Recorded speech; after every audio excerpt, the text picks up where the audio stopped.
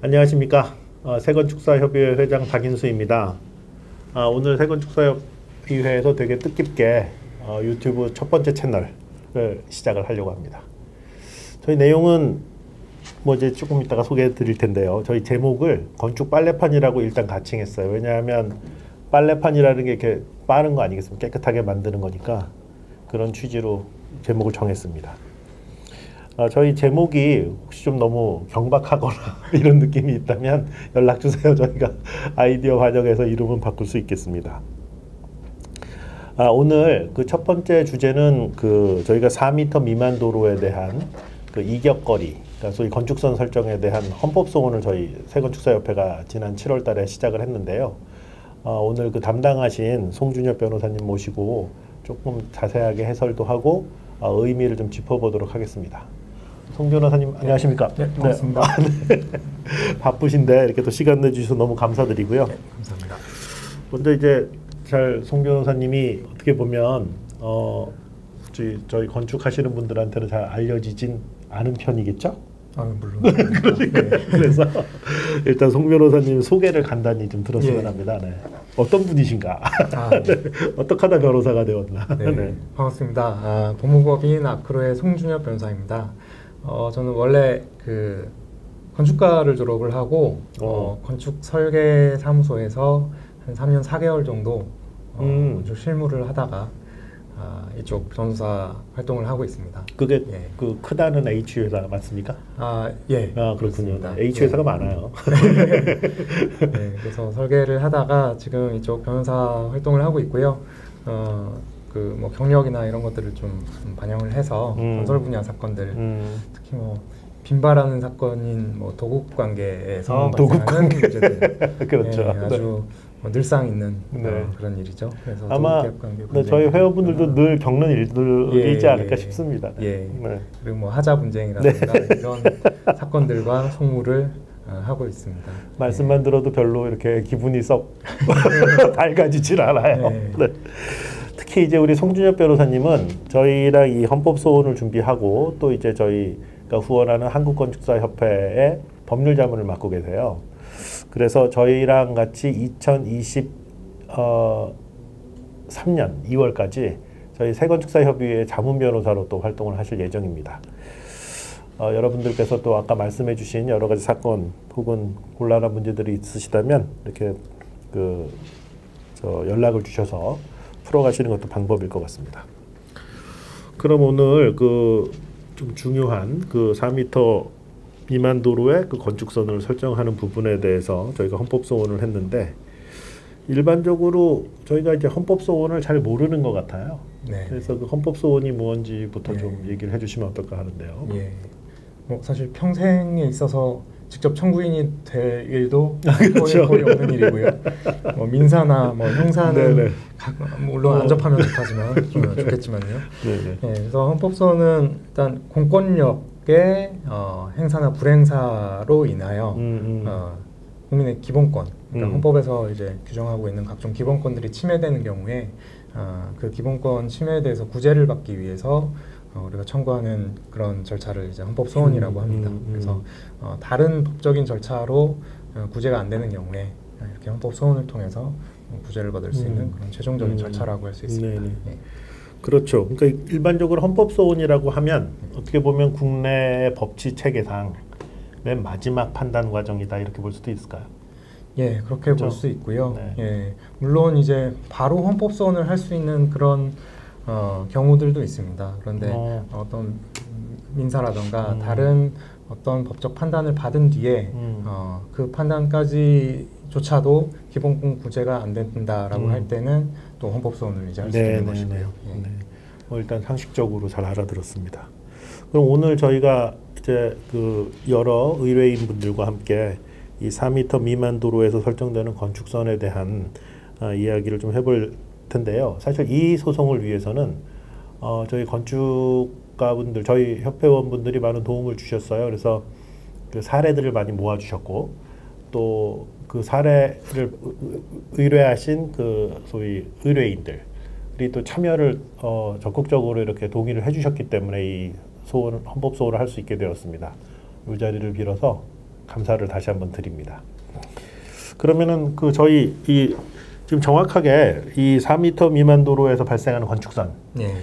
요거에 대한 좀 예. 현황이라든지 그런 거 좀 말씀을 처음에 좀 서설 같은 거 좀 해주시면 좋겠네요. 네네. 일단 조금 전에 말씀하신 것처럼 일단 세건역에서 이런 문제 의식을 가지시고 저희가 또 공유를 해주시고 그렇게 해서 진행을 하게 됐는데 굉장히 이제 의미 있었던 네. 그런 문제 제기라고 생각을 합니다. 실제 이 건축성 규정이 들어온 지가 거의 뭐 50년도 이제 넘는데 그 4m 미만 도로에 생기는 네, 건축선이 거의 네네. 50년 네네. 네, 50년 정도 되네요. 예. 근데 그동안 거의 이런 규정을 그냥 뭐 따라야 하나 보다. 우리가 어떤 다른 건축할 때 규정되는 다른 어떤 제한들처럼 그냥 당연히 따라야 되는가 보다. 이렇게 인식을 하고 사실 그냥 수용해 왔는데 그렇죠. 이게 과연 개인의 재산권을 이렇게 그냥 제한을 해도 되는 것인가, 제한이 적정한가, 그리고 제한을 하더라도 그에 따른 정당한 보상이 되어야 되지 않나, 이런 문제의식의 출발이 돼서 굉장히 뜻깊었다고 이제 생각을 하고요. 네. 그다음에 이제 말씀드릴 것은 일단 그래서 먼저 이런 문제의식을 공유를 해주셔서 법을 찾아봤습니다. 예. 사실 이게 거의 뭐 소송에서 일반 민사나 이런 데서 소송 대상이 되는 경우도 사실 많지도 않고요. 이게 실제로 네. 저도 그렇고 이제 요번에 이제 참여해주신 건축가들 네. 또 그 동의해주신 우리 클라이언트들 이분들을 봐도 이게 참 애매한 게 신축을 하지 않으면 발생하지 않잖아요. 네. 그 기존 구옥인 상태에서는 발생하지 않고 첫 번째. 그렇죠. 그다음에 신축을 하는 과정 중에도 허가 과정에서만 이게 문제가 드러나는 부분이거든요. 네.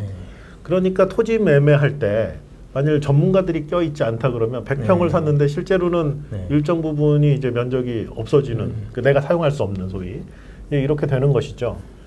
그런 측면에서 보면은 또 허가 과정상 이런 문제가 불거졌을 때 그러면은 나는 잠깐 이 건물 짓는 거를 그만두고 다시 이거를 싸워서 이긴 다음에 질 거야 이런 판단을 그러니까 사실 어떻게 보면 할 수가 없는 그런 상태. 건물을 그 다음에 또 준공이 되고 나면 건물 다 졌는데 이걸 지금 뭐 다시 지을 수도 없고 어떡하자는 거냐 뭐 이런 식의 어떻게 보면 한 50년간 아까 말씀하신 것처럼 이렇게 특별한 그거 없이 진행되었던 건 실행할 때는 굉장히 크리티컬한 문제인데 결국은 다 짓고 나면 이걸 어떻게 할 수 없는 그런 문제가 아니었나 이런 생각이 들어서 좀 드렸던 거고요. 그래서 이게 구체적으로 어떤 조항들이 좀 문제가 되는 것입니까? 예, 저희가 헌법소원 심판 청구의 대상이 된 그 심판 대상 조항을 좀 살펴보면요, 건축법 46조 1항에서 그 건축선을 지정을 하고 있습니다. 그래서 1항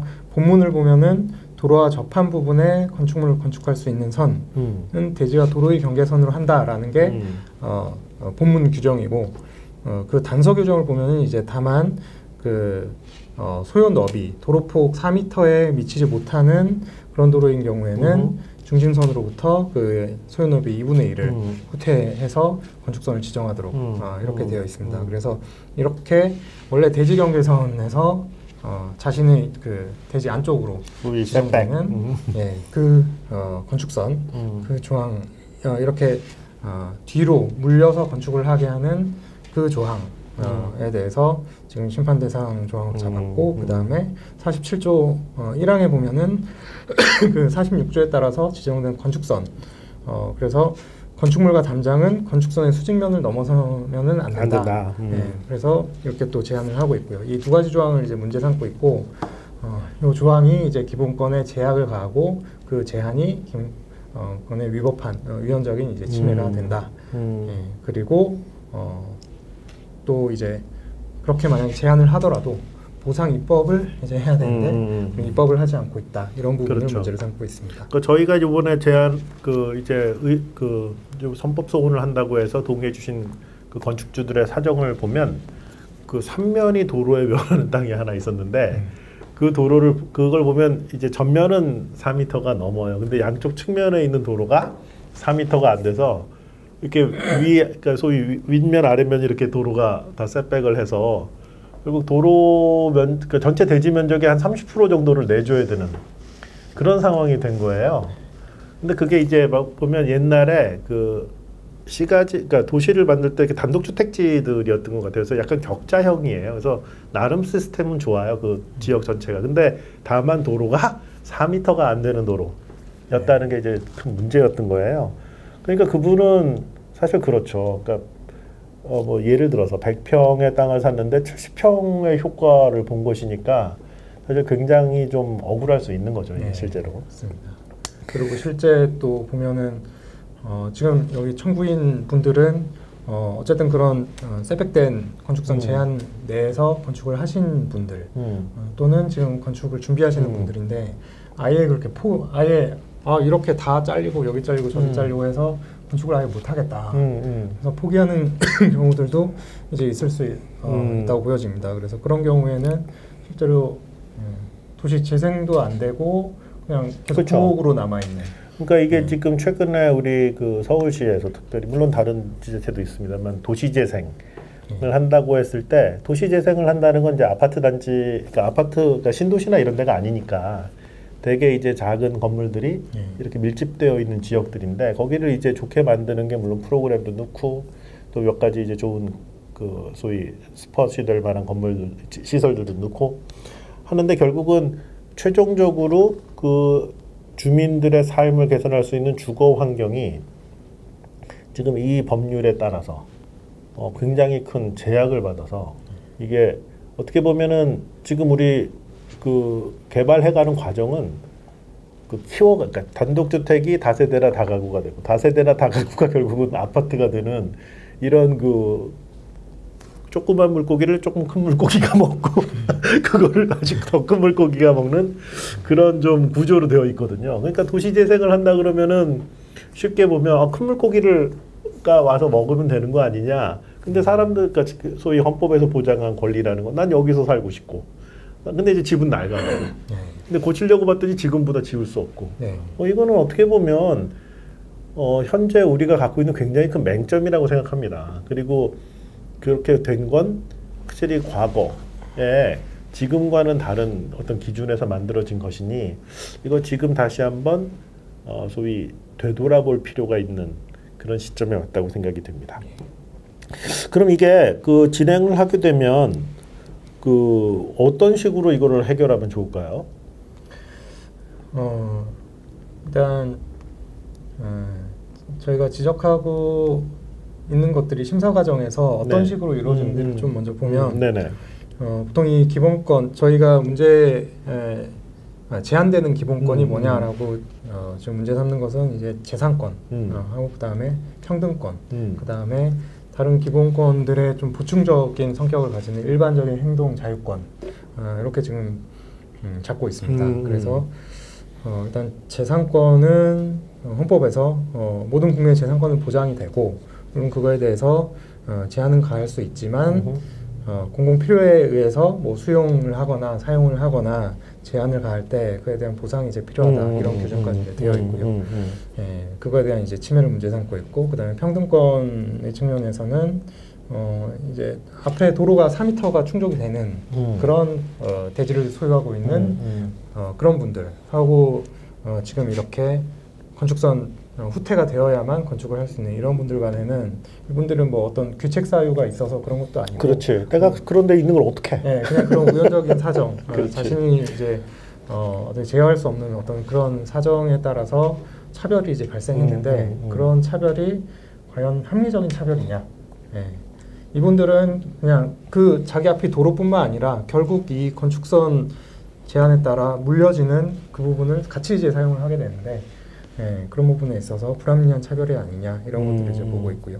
그 다음에 세 번째로는 일반적 행동 자유권은 좀 아까 보충적인 권리라고 말씀드린 것처럼 그래서 자기가 할 수 있는 그런 행동의 자유가 제한이 되는 것이 아닌가 이렇게 지적을 하고 있는데 지금 이 심사하는 과정을 보면 목적의 정당성 그리고 방법의 적정성 이 법령의 목적이 이제 정당하냐 그 다음에 그 방법이 그 목적을 이제 실현할 수 있는 적정한 방법이냐 그리고 피해가 만약에 그렇게 제한을 한다 하더라도 기본권을 기본권에 대한 피해를 최소화할 수 있는 그런 수단이냐. 그 다음에 달성하려는 공익하고 그 다음에 침해되는 사익 간의 균형이 있느냐 이런 것들을 이제 심사를 하게 됩니다. 그런 심사 과정을 이제 거치게 될 것이고요. 그 다음에 보상 입법, 그러니까 입법이 부작이 됐다라는 측면에서는 이제 재산권 그런 제약을 하는 거는 그래 우리가 인정을 할 수 있다 하더라도 그럼 보상에 대한 입법이 있어야 그치. 우리가 보상금을 청구하고 할 수 있는데 근거가 없으니까 우리가 지금 할 수 없기 때문에 그런 입법을 해야 된다 이런 부분들을 그렇죠. 이제 심사 과정에서 다루게 될 겁니다. 저는 틀림없이 이 법이 아무 이유 없이 만들어지진 않았을 거 아니겠어요?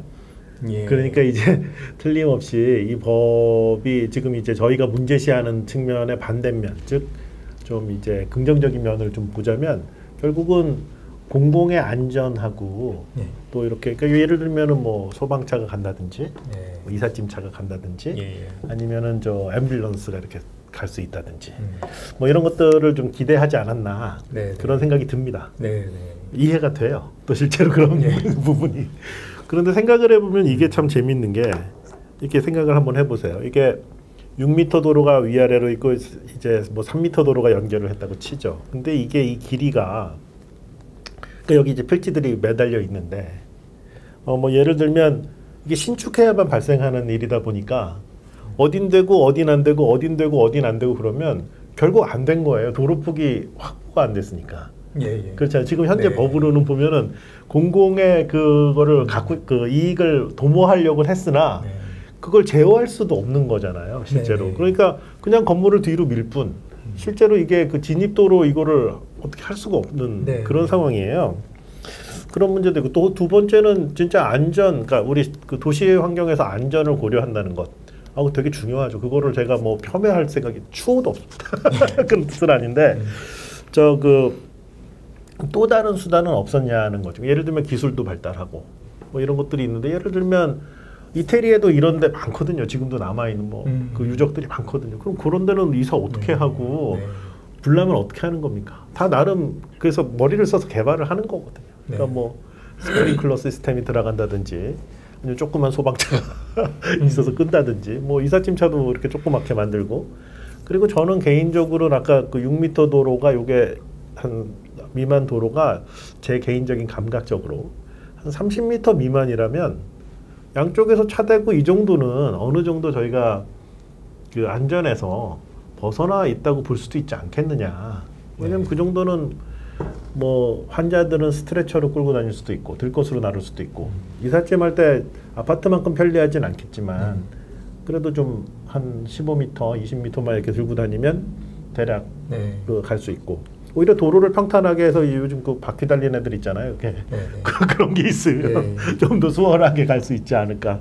뭐 그런 생각도 해봅니다. 그래서 이게 일률적으로 이게 적용돼서 모든 그 4m 미만에 있는 거를 이렇게 그냥 딱 하는 거는 아까 이제 변호사님 말씀은 이제 여러 가지 그 법률적 용어들 뭐 대충 이해했는데 뭐 그런 것들에 더불어서 이제 실질적으로 그런 문제가 있지 않나. 뭐 그런 생각이 듭니다. 그래서 지금 사실 이 건축선 지정이 62년도 처음 제정될 때부터 건축선 지정에 대한 규정은 이제 있었습니다. 있었는데 그때는 단순히 건축선은 도시계획구역 내에 있어서 도로의 폭의 경계선으로 한다. 이렇게 되어 있었는데 바로 다음해 1963년에 도로 폭이 너무 좁으면 개정이 되면서 이제 그 단서 조항이 들어왔어요. 그래서 처음에 단서 조항은 이제 폭 3m 미만 도로인 경우에 그 중심으로부터 1.5m씩 후퇴를 한다 이렇게 들어왔다가 요게 한 10년 뒤에 한 70년 초쯤에 그 3m가 이제 4m로 되면서 지금 현행과 같은 규정이 됐는데 이 당시에는 일단 어떤 뭐 가치관의 측면에 있어서도 사익보다 공익을 좀 더 우선해서 이런 식으로 규정이 들어오고 보상에 대한 입법도 이제 안 된 상태로 있지 않나. 제가 좀 나쁜 사람이 되면 그렇게 표현하셔서 전 반대로 얘기하면 오히려 공공이 약간 이 방법을 그냥 민간에 미룬 거 아닌가. 그러니까 공익이 우선한다기보다 제가 나쁜 사람 될게요. 그냥 이렇게 이건 니들이 처리해. 근데 좀 이해도 가는 건 뭐 어려웠잖아요. 다 그때 뭐 이렇게 사실 뭐 정부 지금 2021년의 한국과 아까 네. 62년이요? 1962년이면 저도 태어나기 전인데 그때의 한국은 상당히 달랐을 것 같습니다.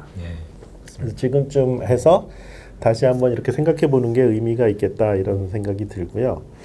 그러면은 그리고 또 네네네. 한 가지 네. 그 좀 전에 말씀하셨던 것처럼 그 이제 어떤 설비라던가 그렇죠. 그런 네. 걸로 해결할 수 있는 게 있는 방법이 이제 있지 않을까. 이 당시에는 구현하지 못했던 네, 어떤 지금 있어요. 기술이라던가. 실제로 네. 예, 그런 것들이 그래서, 있습니다. 예.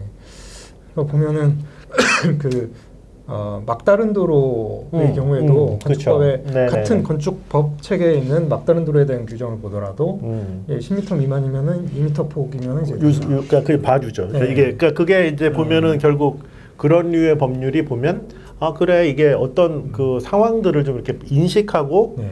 여기에서 좀 유연하게 갈 수 있도록 만들어주는 것인데 이 네. 부분만은 희한하게 그 유연성이 전혀 없고 떡 잘라 이렇게 돼 있어서 이게 참 문제라고 생각이 들었습니다.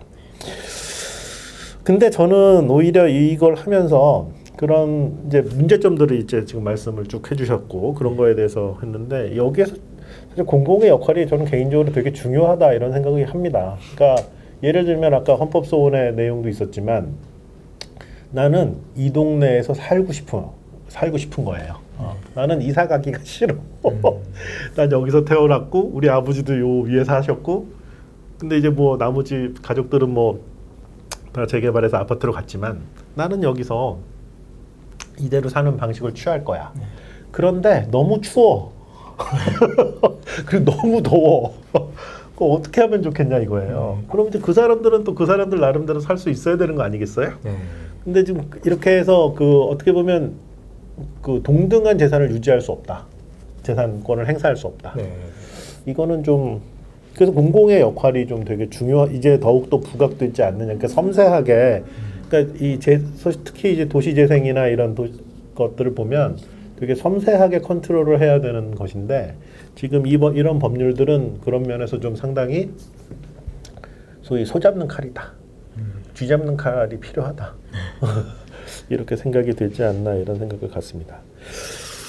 이거를 하면 결국은 이제 뭐 공익적 차원도 있고 뭐 이럴 수 있는 거니까요. 결국은 보상을 어떻게 할 거냐 이런 문제도 상당히 중요할 것 같아요. 이거 어떻게 생각하십니까? 보상에 대해서는? 사실 만약에 이 헌법소원에서 어떤 뭐 위헌이나 헌법 불합치 등의 이제 결정이 나왔을 때 그 방법까지를 뭐 제시하거나 하지는 이제 않을 텐데. 그러니까 우리가 예상을 해보는 거죠. 그 보상이 다른 뭐 지구 단위 계획 같은 경우에는 이제 건폐율이나 용적률 이런 방식으로 완화. 인센티브를 줘서 보상을 하는 그런 방식을 취하기도 합니다. 근데 이 지금 우리 4m 도로와 같은 케이스는 거의 대부분 지금 이미 뭐 인프라가 잘 갖춰지지 않고 그렇지. 오래된 낙후된 그런 이제 지역 그리고 필지도 크지 않고 도로도 크지 않고 이런 지역에서 이제 발생하다 보니까 특히 대지 자체가 개별 대지가 그렇게 크지 않은 상황에서 건폐율이나 용적률 같은 그런 인센티브를 이제 줬을 때 그 바뀌는 건폐율 용적률 등의 변수가 또 다른 뭐 이격거리라든가 그렇죠. 주차 대수 뭐 일조권, 뭐 그런 것들이 채광창 이격거리 이런 거예요. 그런 2차 변수들에 다시 영향을 줘서 어떤 그 더 불리한 건축 환경이 이제 될 수도 있기 때문에 그런 것들까지 고려를 하면은 가장 적절한 수단은 금전보상으로 하는 방법이지 않을까라는 개인적인 생각입니다. 저는 금전보상이 좋을 것 같아요. 그러면 이제 약간 어떻게 보면 이제 그 다시 건물을 짓는 상황이니까 그런 상황에 좀 도움이 되실 수도 있고, 뭐 그래서 좀 더 이렇게 그 내가 원하는 대로 살 수 있는데 지원을 해드리는 거니까 도로 그런 것들에 대해서. 알겠습니다. 뭐 그 정도 얘기하면 될 것 같고요.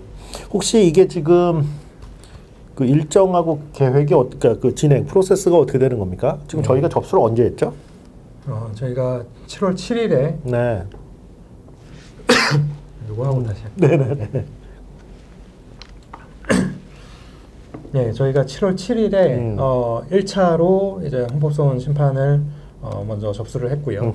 예, 그 다음에 2차는 이제 1차는 이미 건축을 다 완료하신 분들, 그렇죠. 다 받으신 분들을 그래서 7월 7일 날 했고요. 네. 그 다음에 2차는 이제 8월 2일 날 접수를 했는데 2차는 아직 건축 허가 또 받기 전이고 신청도 하기 전인 설계 단계인 기획 중인 기획 중인 그러면서 이제 설계 검토하면서 건축선 제한이 확인된 그런 상태인 청구인들로 해서 2차 헌법소원을 8월 2일에 제기를 했습니다. 네, 그러면은 그 다음에 이제 어떻게 되는 거예요? 이제 접수를 했어요. 네. 헌법소원 절차를 사실은 우리 잘 모르잖아요. 뭐 말은 들어봤으나 저희도 자주 접하는 게 아니라서 스터디를 하면서 진행을 했는데요. 일단 접수가 되면 먼저 이 기본권 침해가 있었냐 이 본안에 대한 심사를 하기 전에 그 청구의 요건을 갖추었는지 요건 심사를 하게 됩니다. 그래서 그 청구권자 공권력의 행사 또는 불행사가 있었는지 그 기본권 침해 법적인 관련성이 있는지 이 청구인들과 자기 관련성이 있는지 또 현재성이 있는지 여러 가지가 있습니다. 그래서 이런 것들을 이제 적법 요건 심사를 하는데 천천히 컴다운.